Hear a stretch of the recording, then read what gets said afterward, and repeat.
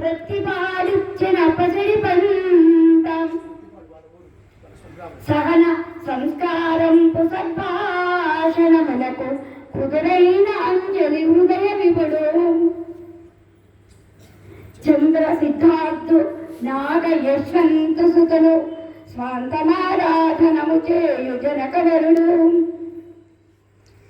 ధార్మికాంశ ప్రవచనాల కనరునట్టి శ్రీనివాస రామానుజస్మిత విభూషి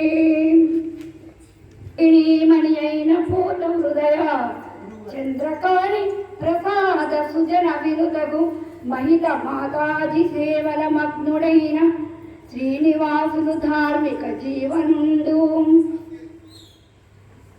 సతతము భగవంతు సన్నామ జపమున తన్మయత్వమున కలరువారు ప్రవచన సురగంగ నలుపమరీతిని మునకలు వేయుచు మురియువారు సద్భక్త బృందంపు సత్సంగ సభలలో ఆధ్యాత్మ వాగ్జలి నదరువారు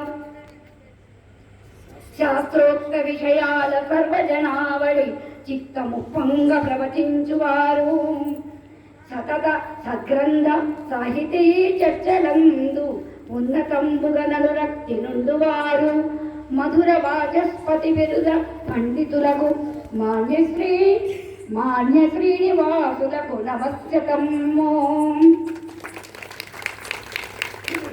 భవదీయ ధర్మ నిరతికి ఝరికి స్వాంతము పొంగన్ ప్రవచన సుధానిధి బిరుదు ప్రవిమల మతి నిశ్చితిమిరే భక్తిని గురుమా. పరమానందకరం. వాస్తవంగా ఈ పని వేరే వాళ్ళకి అప్పగించా. అబ్బాయి సంస్కృత పండితుడు, మంచి గాత్రం కలిగినటువంటి వాడని నాకు అప్పటికప్పుడు మెసేజ్ పెట్టాడు. నేను అనివార్య కారణాల వల్ల రాలేకపోతున్నా అని చెప్పి. నేను వేరే పనిలో ఉన్నా. అది ఒకరు రాసినటువంటి వారు ప్రజెంటేషన్ చేస్తేనే సరిపోతుంది. ఆ తల్లికి నేను అప్పటికప్పుడు చెప్తే వచ్చి చెప్పింది.